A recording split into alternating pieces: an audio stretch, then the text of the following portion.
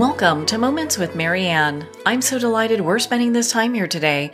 We have a very empowering show coming right up with special guest Paul O'Brien, and he's here today to share with us his new book, Intuitive Intelligence: Make Life-Changing Decisions with Perfect Timing. Now, Paul left an executive position in high tech to invent a new category of multimedia software in 1989, which later evolved into eventually becoming the world's largest astrology and divination website in 2003. He's the author of 3 books and is a highly sought-after speaker, visionary entrepreneur, author, and founder of the Divination Foundation. So let's welcome to the show, Paul O'Brien. Thank you, Marianne. I'm happy to be here. What an honor it is to have you here. My goodness, you've been such a visionary when it comes to just the enlightenment, empowerment field. I think a lot of people look at you and go, gosh, this is a place I need to be to get my information. Now we've got this book. Well, that sounds good to me.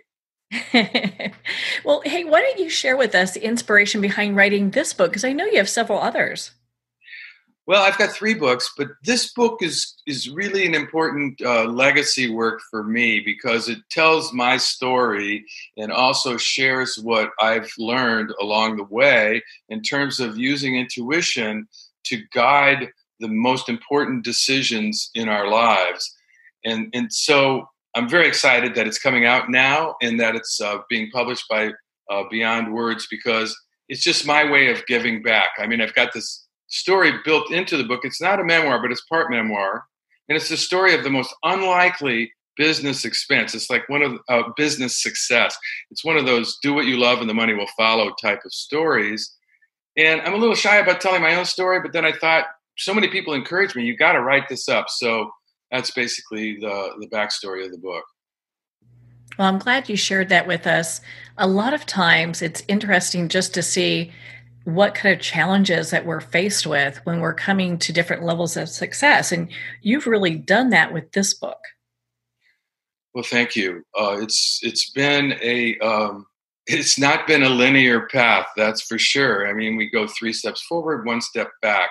But it's really, in my case, I was on a career path as a software high-tech marketing guy. And I left that career in order to do something that was closer to my heart. Basically, it's the story of a man who left money for meaning.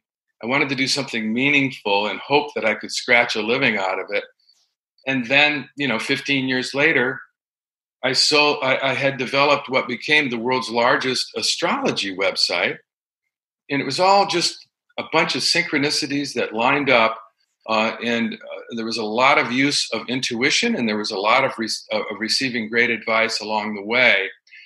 And so I thought, I should share this with people because I've created this personal success. And so I talk about success in the book and what does it mean and how do you define it for yourself, rather than just assuming that it means what everybody else thinks it means. And so for me, it meant all I really wanted to do was make a living doing something I cared about. That was my definition of success. It was very modest. It didn't involve making a lot of money. I wasn't money motivated. I basically wanted to do something that was meaningful for me and see if I could make a living at it. And it turned out that the money came anyway. It was amazing the way it happened, even though I struggled for 15 years to keep it all together. So it's a story of using intuition and learning to depend on your own resourcefulness in order to go down an entrepreneurial path. But it applies to any aspect of life. My visionary decision-making system, which is what I teach in the book, applies to relationships. It applies to career. It applies to any goal that you or desire that you want to manifest. So it's basically about getting what you want and making the right moves at the right time along the way. So it's about decision-making and timing. Well, we're going to dive a little bit more into that in a little bit. I don't want to get too far ahead here because I would love you to explain for our listeners what intuitive intelligence really is. Well, intuitive intelligence is basically your ability to access your intuitive sense when you need it most. And that's not so easy, because usually when we need it most is when we're stressed out or we're under the sway of very strong emotions, whether it's fear or desire or craving.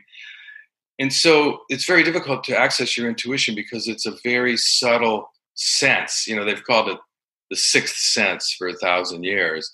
And that's because it's kind of an instinctive way of knowing that transcends linear logic. Now, I'm all for logic, but I don't think some of the biggest problems in life are very amenable to a logical formula. Questions that have to do with relationships or vocation or negotiations. These are things that really need to be led by intuition. And how do we develop our intuitive intelligence? We all have it. And so some of us can develop it more quickly or more effectively than others. But I see it as a higher form of intelligence that basically is more in tune with your soul than your ego. In fact, the ego is no good at intuition. It's good at many things, and it's a useful construct, but intuition really demands that we go beyond the noise of the chattering mind and all of the inputs of the five senses. So it's a very difficult thing to access, our intuitive intelligence, and that's why it's worthy of a book. And that's why I wrote the book. Well, I'm glad that you did write this book so people can learn how to make that connection, because it really is that fine tuning to get to the place and really finding out where that intuition is really speaking to you. Exactly. It's so hard because, like I said, when we tend to think that the stronger the feeling, the more compelling it is as a basis for decision making. But I have this thing I call O'Brien's Law, where it states the stronger the feeling, the less reliable and trustworthy it is as a criteria for decision making, because intuition doesn't show up as a strong feeling or a loud voice.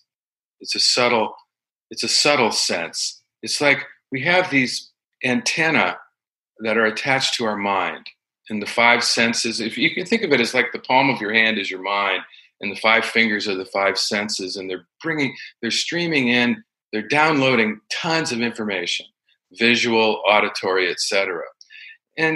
But imagine there's this sixth little finger, much smaller than the little finger, which is another antenna, but it's calibrated to a very fine, a very subtle signal.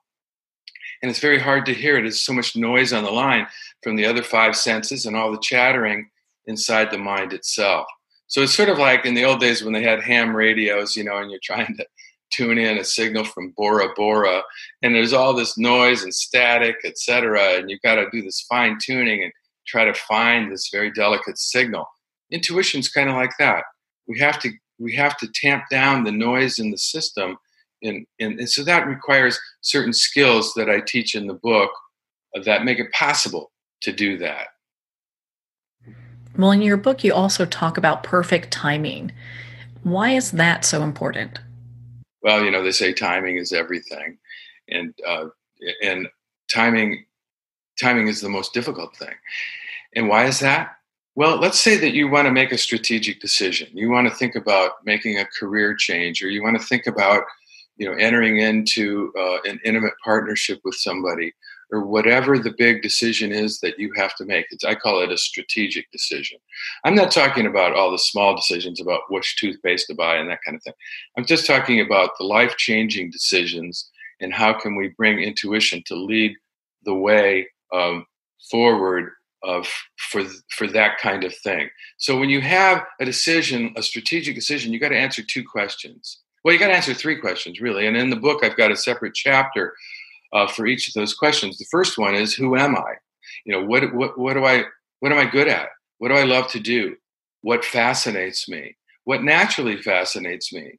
These are really germane questions when it comes to livelihood or vocation, because many times we're steered in a direction. You got to choose a major and declare a career at age 19, and then you're going to go 50 grand in debt behind it, and you don't even know yourself. So the first step is self-knowledge, self-discovery. That's the who question. Then there's the what question. And the what question is, okay, what do I want to commit myself to? What do I want to learn? What path do I want to go on? What is it that I want? That's the what question. Now, logic can help with that. In fact, logic can do a lot of good. And I've got a chapter on the what question and a logic technique that's much better than pros and cons, but it's just as simple. And there's some intuition involved in that, but it's mostly logic. And then there's the when question. So logic, the what question tries to answer the question, what is the best move I can make? And then the when question is, when should I make it? When should I execute on that choice? And that's the timing question. And that one is 100% intuitive. And that's why it's so difficult, because people can't access their intuition very easily without some training in mindfulness, without some I have a chapter on divination and how that can help. So there's these techniques that I have in the book that help people open up to their intuition so that they can have a better sense of timing.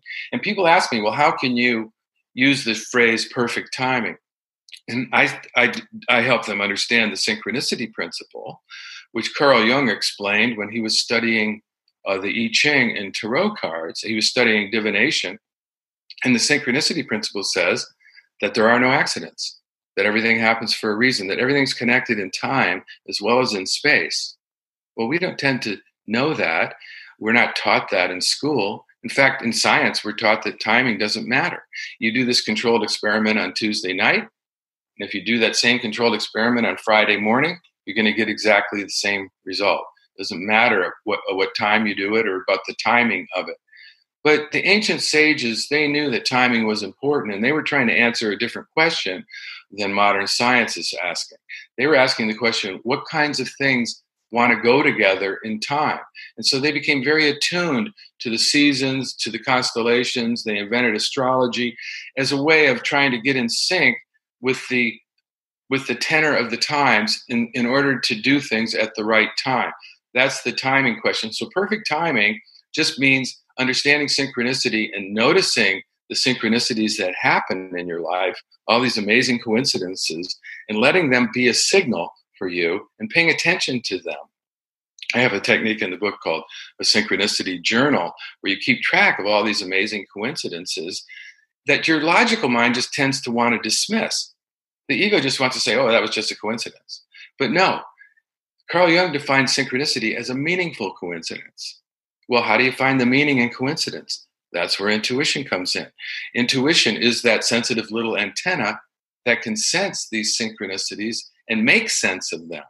So that's why timing is so difficult, is because we're not in sync. We're completely out of sync. We're doing what we were told to do. We're believing what we were told to believe, and our self-discovery is weak, and that sort of limits our ability to honor our dreams. Well, and I love having that journal where people can write down when these synchronicities happen, because as you're saying, like a lot of times people just write it off like, oh, that's no big deal. And then they forget, how many of these are taking place during their day or their week or their month. It's like a lot of little miracles are happening all the time.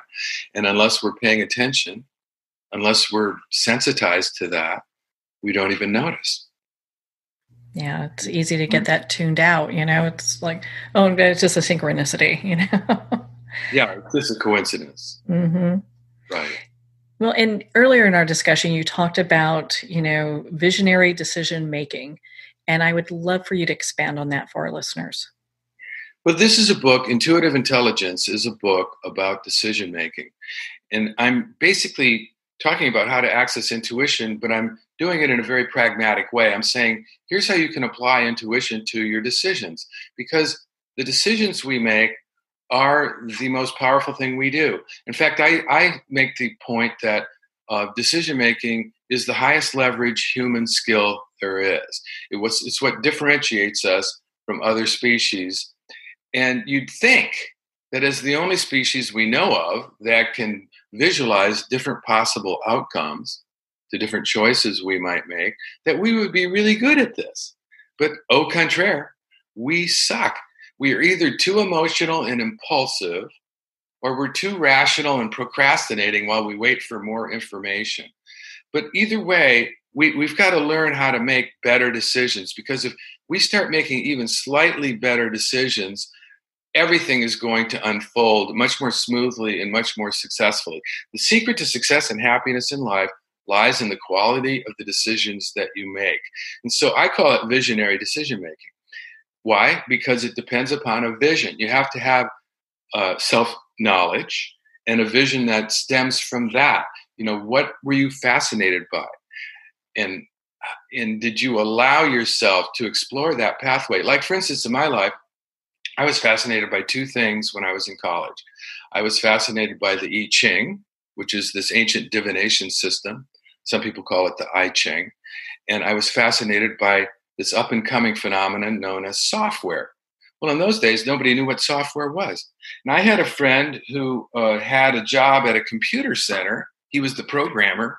And this computer center had a computer that called a mini computer that would take up this whole room and have gigantic mag tapes on a card reader and a tiny little terminal the size of an oscilloscope. And we'd go there late at night. And this was in Eugene, Oregon. It was a nonprofit research institute. We'd go there late at night and we'd play this game on this gigantic $150,000 computer that had less power than my iPhone has now. And we play this little game that my friend downloaded from MIT using ARPANET, which was the very first rendition of the internet. And we play this game. Well, I've never been much of a gamer, but I was just enthralled by the idea that some programmers at MIT had created this experience, this experiential software that was very immersive, and it would draw you in, and you'd play this game. And it was one of the very earliest games. It was called Space War, and it didn't really amount to much. It was just pixels on a screen shooting photon torpedoes at each other. And I didn't really care about the gaming aspect. I was just enthralled by the whole phenomenon of software and the whole idea that you could write code and deliver an experience. And I was having visions in the early 70s of multimedia and the capacity of software to possibly deliver educational experiences or spiritual experiences. Well, so I got into the software business. I got a job at that computer center as a secretary. I was a college dropout, and I didn't have credentials to get any better job than that. And I became the typist for the computer center and answering the phones. And that's how I broke into the software business. Well, within 10 years, I was the vice president of marketing for a high-tech company. And 15 years after I got that first software job, I was an executive for this high-tech firm here in Portland, but I was very unhappy. And I found myself using the I Ching more often than usual just to calm myself down. It's kind of, it's a divination system that uses the synchronicity principle and a set of archetypes, like tarot cards. Each tarot card is an archetype. And I would use it, every one of those archetypes is inside of you. The I Ching's got 64 chapters, 64 archetypes. And I would use it just to sort of like calm down, because it would help me get more perspective, a wider perspective on my situation, which was very uncomfortable. And then one day at work, a light bulb went off and I went, wow, I wonder if a software version of this would make any sense. And I started to visualize how multimedia with sounds and art, and this was before CD-ROMs were even out yet. This was 1988. And I was starting to visualize how multimedia might be possible to create some kind of ritual space where you could give yourself an I Ching reading and in a state of mind that was more meditative and calmed down, so that you could get a really authentic reading and use the mouse and the keyboard to cast the coins, which is usually the way people do the I Ching. It's a book and a set of coins.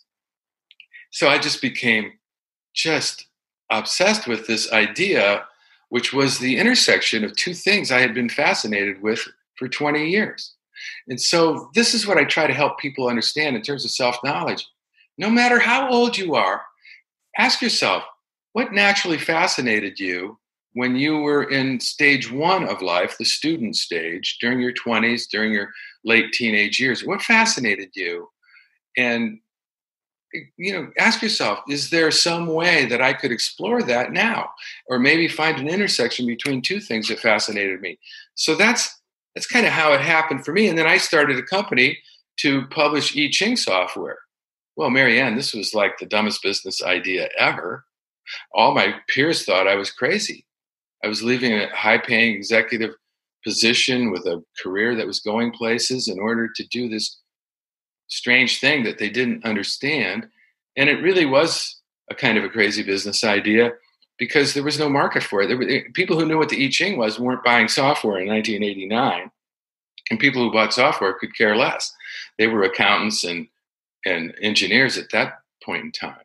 But I did it out of love. I did it because it held meaning for me. And I thought, well, I'm a marketing guy. If anybody can sell this, it ought to be me. And maybe I can eke a living out of it. My goal was creative freedom. And I defined that very modestly as being able to make a living doing something I cared about. And so I set out to do that. Well, it was rough going and it was way ahead of its time, obviously. And that first company I all of a sudden I was the accidental entrepreneur. I had no investors. I had no family money. I just had my savings and I was doing consulting at night. So I had two jobs. I was moonlighting and I was developing this very strange software program. And I also had to write a version of the I Ching because I didn't have the rights to any of the ones that were out there. And I wanted to make it better. I wanted to make it less patriarchal and less militaristic. So that was my first book, but I wrote it for the software. So I was and I was a single father.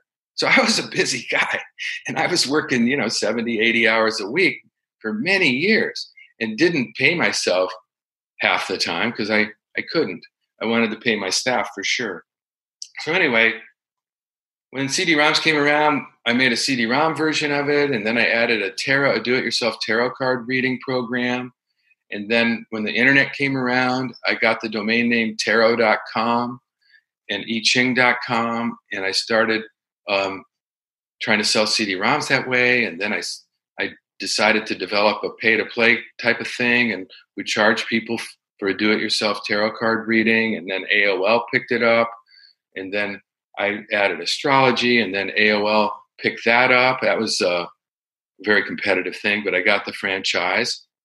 And as a result of that, by the middle of the 2000s, I had 10 million registered members going to my site, tarot.com. And it was the world's largest astrology website at that time. We also provided all the horoscopes for Yahoo. So it became huge. And all of a sudden, I was paying myself and actually making a lot of money. And we started being pursued by large media companies. Disney came up. They wanted the horoscopes for all of their women's channels. Barnes & Noble was interested. And I said, oh, no, this is fine. I'm doing fine. I'm finally making money, and I've got more creative freedom than ever. And we had about 40 products, different astrology reports and different tarot card readings. And then I asked myself, well, and they kept coming because they could see we had a lot of traffic and we had a female demographic, which was very desirable. And so I finally asked myself, what would I do if I sold the company? And I realized, well, I would have even more creative freedom because I'd have a lot more time if I got my number such that I didn't have to work other than as an investor. And so I thought, well, I'll start a nonprofit and I've got some books in me and I got some traveling I want to do. So that's how the Divination Foundation, which is the name of my nonprofit, got started, and which we continue to this day. And it's just a way for me to give back. So this book, all the proceeds from Intuitive Intelligence, the book, and from my visionary I Ching app, which is a I Ching program for iPhones and Android phones, all the proceeds go to the Divination Foundation and support our work in terms of my podcast and in terms of my blogs, etc. And so from a point of view of creative freedom, who could have imagined that I was going to become a multimillionaire from a company that started the way mine did, with this crazy little I Ching program that I called Synchronicity back in the late 80s. So that's kind of my story in a nutshell. I'm glad that you shared that with us because it really puts into perspective. Because a lot of times when people are looking, at success, they want to look at a person's story. and how they got from one level to another. And you really followed, your heart in many ways and your intuition in regards to how to take the next step and how to move forward. I think that's a very good point that you make. It's about the heart. It's about being true to your heart and finding your heart and being true to it and being willing to take risks that are in alignment with what you really care about. I have my favorite slogan is take the risks that grow you. I didn't have any reason to believe that I Ching software was ever going to amount to anything in terms of a business or financially. But I knew that I would learn so much and that I would be developing a part of myself that really wanted to become, wanted to give back to the I Ching itself. I had used the I Ching my entire adult life to help me make better decisions. It's called divination. There's a chapter in the book on it. And for people who are vaguely interested in divination, I think that chapter in the Intuitive Intelligence book is pretty good in terms of explaining it for lay people and telling them the usefulness of it. And I define divination as a way to stimulate your intuition, to think outside the box around problems that logic can't handle. And there's a lot of problems and decisions that logic alone can't handle, as I said before, relationships, vocation, negotiations, and every timing issue. So I promote the use of authentic divination as a way to stimulate your intuition around decision making. There's a lot of other ways you can use intuition, but I'm being very pragmatic in this book. I'm trying to help people achieve success in their own terms, like I did on the business front. And so that's my hope, is that by giving back, by having written this book, by having produced a Western version of the I Ching, and through the ongoing work of the Divination Foundation, I can help the world in my own small way. Well, we're so glad you're doing what you're doing, and what a just remarkable story, because it takes a lot of courage to be able to follow a path where you're not seeing where that's going. Well, it reminds me of that book. I interviewed the author of the book, Feel the Fear and Do It Anyway. And the old expression is there's two kinds of people. Some people are afraid and go for it, and other people are just afraid. So I think if you can find what your heart cares about and let your heart lead the way rather than your ego, you can overcome the fears that are going to be there, because you're going to be afraid. You're going to be nervous. Anytime we're a nervous species. Primates are a nervous species, but we're also a curious species. And we have a lot of heart. And so if we can learn to get above this black and white thinking of success and failure and the fear of failure and the impatience for success. Like I said, I went 15 years getting paid half the time. I mean, financially, it was a struggle, but I was buoyed by my love for what I was doing. I was just so fascinated by it. It wasn't that I thought it was ever going to amount to anything very lucrative, but I had to do it. I felt it was my calling to do it. And that was basically because of my heart, like you said. And I just really encourage people to get to know themselves and figure out what turns them on, what fascinates you, what inspires you. We can definitely use more people who find that spark within themselves, because how often do people, and I've talked to hundreds of people, and they would say, I'd ask them, do you like your job? And most of them would say, no, I actually hate it. So to be able to do something that fascinates you and that you're passionate about, I mean, how great would that be? It's a wonderful thing, but I always counsel people, don't disparage your day job too much. It's not everybody's destiny to be able to make a living doing only what they love. In fact, the people that do make a living doing what they love have to do a lot of things they don't love. They've got to pay taxes, they've got to manage people, they've got to manage the managers, even the big creative artists, Britney Spears. I mean, she's got to manage her man. She's got 5 managers or whatever. She's got to manage those people. There are aspects of life that we have to deal with that aren't fun, but it's our responsibility to take care of business. And so I like to say to people, honor your day job. If you have a day job that doesn't cause harm to the planet or to other people or to yourself, that's okay. That's a good thing. You know, we got to pay the rent. We've all got to do something to pay the rent. We don't have to say, well, I'm not going to do it. I meet a lot of millennials and I mentor a lot of people. And so many times people say, I don't want to do anything that I'm not passionate about. And I say, well, look, you're 24 years old. Your brain hasn't even stopped growing yet. You know, this is not the point where you should make a lifetime commitment to anything. This is the point when you should be trying things. This is stage one. This is experimental. This is trial and error. And in the meantime, you got to pay the rent. Unless you want to live in your parents' basement. I mean, I really encourage people to honor their day job, and there's nothing shameful about it. It's a very important thing. When I started my entrepreneurial career, like I said, I did consulting for 3 years, and it was a lot of work, and it wasn't fun. And I never really loved the 15 years I spent as a salesman and a marketing guy, but boy, did I learn some skills that came in handy later. So that's what I say, you know, go apprentice yourself to somebody. Forget about, you know, becoming a billionaire by the time you're 30 or winning on American Idol. You know, discover what you're good at and what you love to do and apprentice yourself to somebody and be willing to pay your dues. I was a number 2 for 15 years. I wasn't a number 1. I didn't have a piece of the action. But I was learning a lot.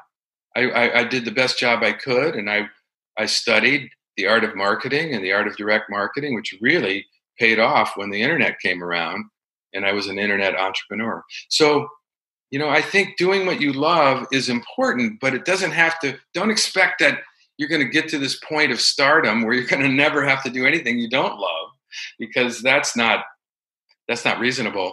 Everybody's got a day job or day job component to what they have to do in life. Well, and that's the truth. I mean, that is reality. Even business owners, they have a lot of things they don't like doing, like you mentioned. And, you know, there's a lot of stuff that, you know, that's life. That's part of life. It's not all about, you know, rainbows and unicorns, you know? Right. Yeah, that is for sure. Well, Paul, where can our listeners learn more about your book and connect with you and be part of your community? Well, we've got a website. The Divination Foundation has got divination.com. That's DIVI nation.com. And that's got all the information. It's got a link to the book site. The book site is intuitiveintelligence.org. And that's, like I said, linked from divination.com. And I've got a podcast that is archived on divination.com. And I've got a manifestation meditation process in the resources section. We got a lot of stuff there for people to benefit from. And there's a contact form for people that want to get in touch with me. Intuitiveintelligence.org is the site about the book, and the book's for sale, you know, Barnes and Noble and Amazon and many small bookstores. It just came out. It's just being launched, and I encourage people to get the book, of course, and give it a review on Amazon, if you will. That would really help a lot.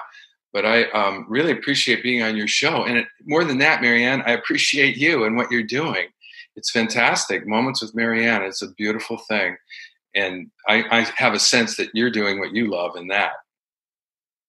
Oh, that's so right. And thank you for your kind words. I love what I do. And it's easy to see that you love what you do. And I just love your story, too. Well, thank you very much. Well, Paul, thank you so much for taking the time to be on the show with us here today. It's been a pleasure. Thank you for having me. Well, thank you, Paul. It's been such an honor to spend this time with you and to talk about your new book, Intuitive Intelligence. Intuitive Intelligence is available at Amazon, Barnes & Noble, and all indie retailers. Well, we're at the end of our time today. I would like to thank everyone for tuning in. You're listening to Moments with Marianne. And remember, make every moment count.